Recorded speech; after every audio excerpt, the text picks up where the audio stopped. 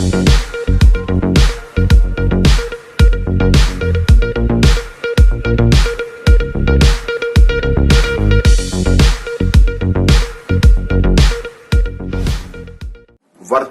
Corona काल में जबकि लॉकडाउन भी चल रहा है, कोविड के मरीज भी बहुत बढ़ रहा है, ऐसे समय में देश में पत्रकारों की स्थिति बहुत खराब हो रही है।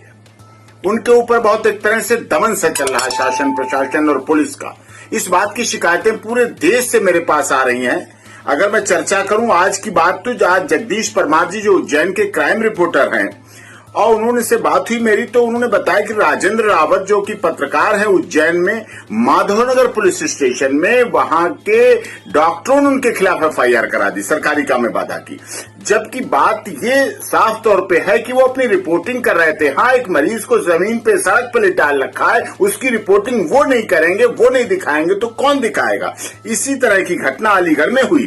प्रदीप शर्मा जी जो कि विवेकानंद कॉलेज में काउंटिंग की रिपोर्टिंग कर रहे थे कि किस तरह से पुलिस ने मास्क नहीं लगा रखे हैं, प्रयोग नहीं कर रखी है, तो वो प्रदीप शर्मा जी पत्रकार हैं, संपादक है शेष प्रश्न अखबार के अलीगढ़ में, तो उनके ऊपर भी मुकदमा दर्ज कर दिया गया वहां इसी बात का, और गिरफ्तार करके रखा गया लोधा पुलिस स्टेशन में।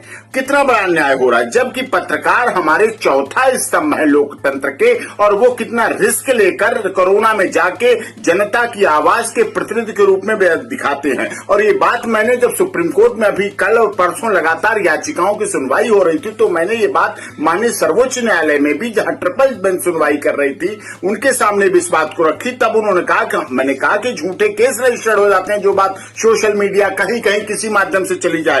तो माननीय सर्वोच्च न्यायालय में साफ तौर कहा था कि किसी भी इस तरह की शिकायत पर डीजीपी को, सभी राज्यों के डीजीपी को आदेश दिए गए कि अगर इस पर किसी तरह का कोई एक्शन और कार्रवाई होगी तो उनके खिलाफ कंटेम्प्ट ऑफ कोर्ट की कार्रवाई कोर्ट के अनुसार मानी जाएगी।